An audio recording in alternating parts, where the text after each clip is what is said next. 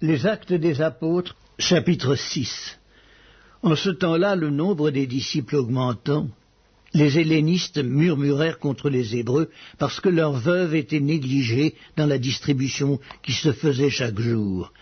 Les 12 convoquèrent la multitude des disciples et ils dirent « Il n'est pas convenable que nous laissions la parole de Dieu pour servir aux tables. C'est pourquoi, frères, choisissez parmi vous 7 hommes de qui l'on rende un bon témoignage, qui soit plein d'Esprit Saint, de sagesse, et que nous chargerons de cet emploi. Et nous continuerons à nous appliquer à la prière et au ministère de la parole. » Cette proposition plut à toute l'assemblée. Ils élurent Étienne, homme plein de foi et d'Esprit Saint, Philippe, Procore, Nicanor, Timon, Parménas et Nicolas, prosélytes d'Antioche. Ils les présentèrent aux apôtres qui, après avoir prié, leur imposèrent les mains. La parole de Dieu se répandait de plus en plus, le nombre des disciples augmentait beaucoup à Jérusalem, et une grande foule de sacrificateurs obéissait à la foi. Étienne, plein de grâce et de puissance, faisait des prodiges et de grands miracles parmi le peuple.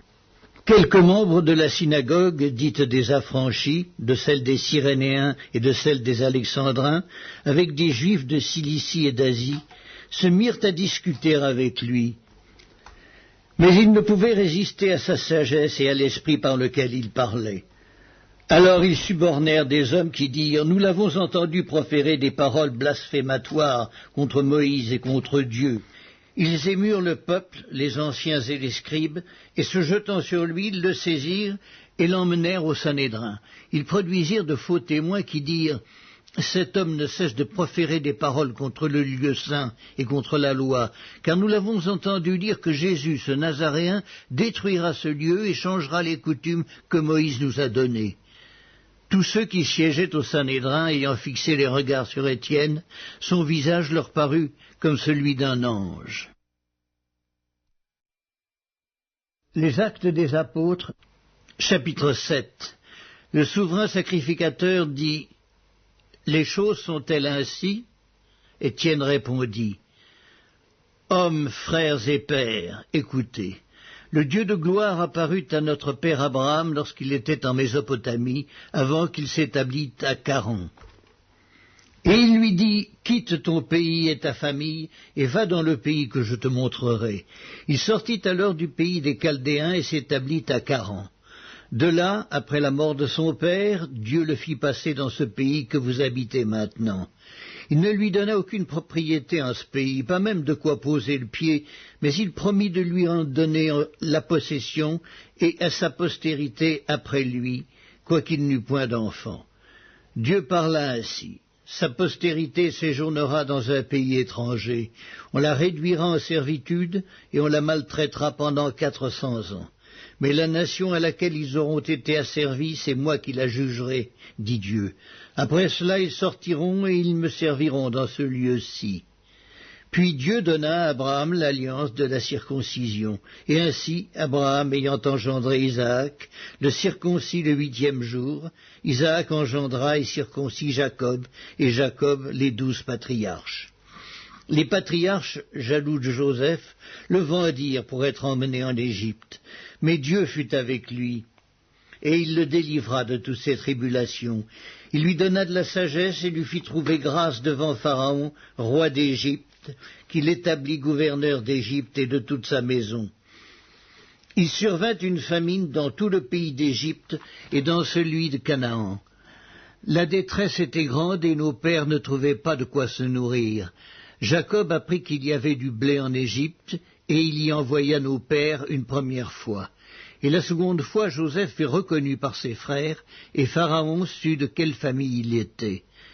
Puis Joseph envoya chercher son père Jacob et toute sa famille, composée de 75 personnes. Jacob descendit en Égypte où il mourut, ainsi que nos pères. Et ils furent transportés à Sichem et déposés dans le sépulcre qu'Abraham avait acheté, à prix d'argent, des fils des morts, père de Sichem. Le temps approchait où devait s'accomplir la promesse que Dieu avait faite à Abraham, et le peuple s'accrut et se multiplia en Égypte, jusqu'à ce que parut un autre roi qui n'avait pas connu Joseph. Ce roi, usant d'artifice contre notre race, maltraita nos pères au point de leur faire exposer leurs enfants pour qu'ils ne vécussent pas. À cette époque, naquit Moïse qui était beau aux yeux de Dieu. Il fut nourri 3 mois dans la maison de son père, et quand il eut été exposé, la fille de Pharaon le recueillit et l'éleva comme son fils. Moïse fut instruit dans toute la sagesse des Égyptiens, et il était puissant en parole et en œuvre. Il avait 40 ans lorsqu'il lui vint dans le cœur de visiter ses frères, les fils d'Israël. Il en vit un qu'on outrageait, et prenant sa défense, il vengea celui qui était maltraité et frappa l'Égyptien. Il pensait que ses frères comprendraient que Dieu leur accordait la délivrance par sa main, mais ils ne comprirent pas. Le jour suivant, il parut au milieu d'eux comme ils se battaient, et il les exhorta à la paix.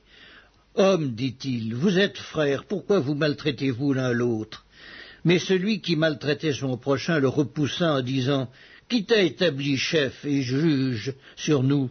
Veux-tu me tuer comme tu as tué hier l'Égyptien » À cette parole, Moïse prit la fuite, et il alla séjourner dans le pays de Madian, où il engendra 2 fils.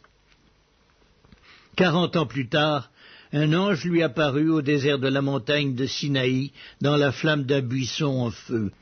Moïse, voyant cela, fut étonné de cette apparition, et comme il s'approchait pour examiner, la voix du Seigneur se fit entendre.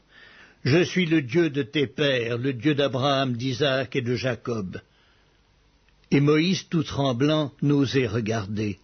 Le Seigneur lui dit, « Ôte tes souliers de tes pieds, car le lieu sur lequel tu te tiens est une terre sainte. J'ai vu la souffrance de mon peuple qui est en Égypte, j'ai entendu ses gémissements, et je suis descendu pour le délivrer. Maintenant, va, je t'enverrai en Égypte. » Ce Moïse qu'ils avaient renié en disant « Qui t'a établi chef et juge ?» c'est lui que Dieu envoya comme chef et comme libérateur avec l'aide de l'ange qui lui était apparu dans le buisson. C'est lui qui les fit sortir d'Égypte en opérant des prodiges et des miracles au pays d'Égypte, au sein de la mer Rouge et au désert pendant 40 ans. C'est ce Moïse qui dit aux fils d'Israël « Dieu vous suscitera d'entre vos frères un prophète comme moi. » C'est lui qui, lors de l'assemblée au désert, étant avec l'ange qui lui parlait sur la montagne de Sinaï et avec nos pères, reçut des oracles vivants pour nous les donner. Nos pères ne voulurent pas lui obéir, ils le repoussèrent, et ils tournèrent leur cœur vers l'Égypte, en disant à Aaron, « Fais-nous des dieux qui marchent devant nous, car ce Moïse qui nous a fait sortir du pays d'Égypte, nous ne savons ce qu'il est devenu. » Et en ces jours-là, ils firent un veau, ils offrirent un sacrifice à l'idole, et se réjouirent de l'œuvre de leurs mains. Alors Dieu se détourna et les livra au culte de l'armée du ciel, selon qu'il est écrit dans le livre des prophètes, « M'avez-vous offert des victimes et des sacrifices pendant 40 ans au désert, maison d'Israël ? Vous avez porté la tente de Moloch et l'étoile du dieu Renfant, ces images que vous avez faites pour les adorer, aussi vous transporterai-je au-delà de Babylone. » Nos pères avaient au désert le tabernacle du témoignage, comme l'avait ordonné celui qui dit à Moïse de le faire, d'après le modèle qu'il avait vu. Et nos pères, l'ayant reçu, l'introduisirent, sous la conduite de Josué, dans le pays qui était possédé par les nations que Dieu chassa devant eux, et il y resta jusqu'au jour de David. David trouva grâce devant Dieu et demanda d'élever une demeure pour le Dieu de Jacob. Et ce fut Salomon qui lui bâtit une maison. Mais le Très-Haut n'habite pas dans ce qui est fait de main d'homme, comme dit le prophète. Le ciel est mon trône et la terre mon marchepied. Quelle maison me bâtirez-vous, dit le Seigneur, ou quel sera le lieu de mon repos? N'est-ce pas ma main qui a fait toutes ces choses? Hommes au cou raide, incirconcis de cœur et d'oreille, vous vous opposez toujours au Saint-Esprit. Ce que vos pères ont été, vous l'êtes aussi. Lequel des prophètes vos pères n'ont-ils pas persécuté?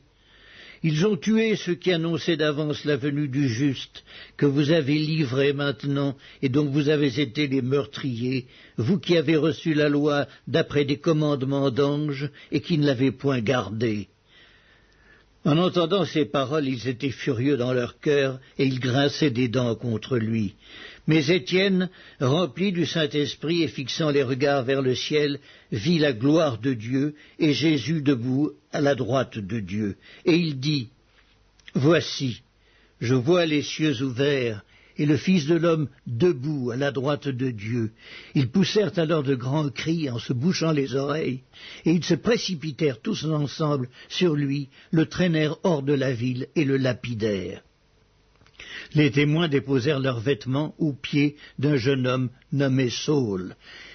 Et ils lapidaient Étienne qui priait et disait « Seigneur Jésus, reçois mon esprit. » Puis, s'étant mis à genoux, il s'écria d'une voix forte « Seigneur, ne leur impute pas ce péché. » Et après ces paroles, il s'endormit.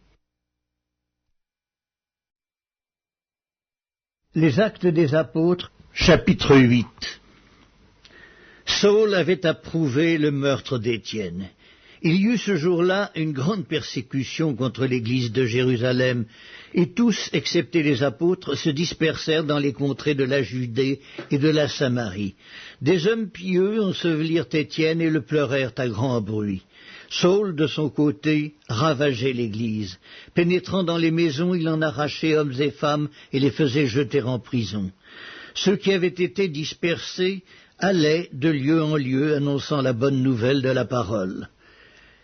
Philippe étant descendu dans une ville de la Samarie, y prêcha le Christ. Les foules tout entières étaient attentives à ce que disait Philippe lorsqu'elles apprirent et virent les miracles qu'il faisait, car des esprits impurs sortirent de plusieurs démoniaques en poussant de grands cris, et beaucoup de paralytiques et de boiteux furent guéris. Et il y eut une grande joie dans cette ville. Il y avait auparavant dans la ville un homme nommé Simon, qui, se donnant pour un personnage important, exerçait la magie et provoquait l'étonnement du peuple de la Samarie. Tous, depuis le plus petit jusqu'au plus grand, l'écoutaient attentivement et disaient « Celui-ci est la puissance de Dieu, celle qui s'appelle la Grande. » Ils l'écoutaient attentivement parce qu'il les avait longtemps étonnés par ses actes de magie. Mais quand ils eurent cru à Philippe qui leur annonçait la bonne nouvelle du royaume de Dieu et du nom de Jésus-Christ, hommes et femmes se firent baptiser. Simon lui-même crut et après avoir été baptisé, il ne quittait plus Philippe et il voyait avec étonnement les miracles et les grands prodiges qui s'opéraient. Les apôtres qui étaient à Jérusalem ayant appris que la Samarie avait reçu la parole de Dieu, y envoyèrent Pierre et Jean. Ceux-ci, arrivés chez les Samaritains, prièrent pour eux afin qu'ils reçussent le Saint-Esprit, car ils n'étaient encore descendus sur aucun d'eux. Ils avaient seulement été baptisés au nom du Seigneur Jésus. Alors Pierre et Jean leur imposèrent les mains et ils reçurent le Saint-Esprit.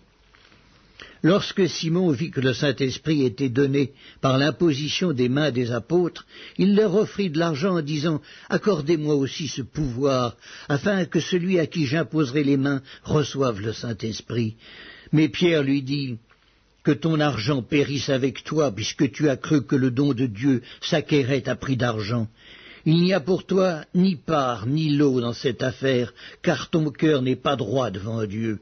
Repens-toi donc de ta méchanceté et prie le Seigneur pour que la pensée de ton cœur te soit pardonnée, s'il est possible, car je vois que tu es dans un fiel amer et dans les liens de l'iniquité. » Simon répondit, « Priez vous-même le Seigneur pour moi, afin qu'il ne m'arrive rien de ce que vous avez dit. » Après avoir rendu témoignage à la parole du Seigneur, et après l'avoir prêchée, Pierre et Jean retournèrent à Jérusalem en annonçant la bonne nouvelle dans plusieurs villages des Samaritains. Un ange du Seigneur s'adressant à Philippe lui dit « Lève-toi et va du côté du Midi, sur le chemin qui descend de Jérusalem à Gaza, celui qui est désert. » Il se leva et partit. Et voici un Éthiopien, un eunuque, ministre de Candace, reine d'Éthiopie, et surintendant de tous ses trésors, venu à Jérusalem pour adorer, s'en retournait, assis sur son char, et lisait le prophète Ésaïe. L'Esprit dit à Philippe, « Avance et approche-toi de ce char. » Philippe accourut et entendit l'Éthiopien qui lisait le prophète Ésaïe. Il lui dit, « Comprends-tu ce que tu lis » Il répondit, « Comment le pourrais-je si quelqu'un ne me guide ?» Et il invita Philippe à monter et à s'asseoir avec lui. Le passage de l'Écriture qu'il lisait était celui-ci. « Il a été mené comme un brebis à la boucherie, et comme un agneau muet devant celui qui le tond, il n'a point ouvert la bouche. Dans son humiliation, son jugement a été levé, et sa postérité, qui la dépeindra, car sa vie a été retranchée de la terre. » L'eunuque dit à Philippe, « Je te prie, de qui le prophète parle-t-il ainsi? Est-ce de lui-même ou de quelque autre ?» Alors Philippe, ouvrant la bouche, et commençant par ce passage, lui annonça la bonne nouvelle de Jésus. Comme ils continuaient leur chemin, ils rencontrèrent de l'eau, et l'eunuque dit, « Voici de l'eau, qu'est-ce qui empêche que je ne sois baptisé ?» Philippe dit, « Si tu crois de tout ton cœur, cela est possible. » L'eunuque répondit, « Je crois que Jésus-Christ est le Fils de Dieu. » Il fit arrêter le char. Philippe et l'eunuque descendirent tous deux dans l'eau, et Philippe baptisa l'eunuque.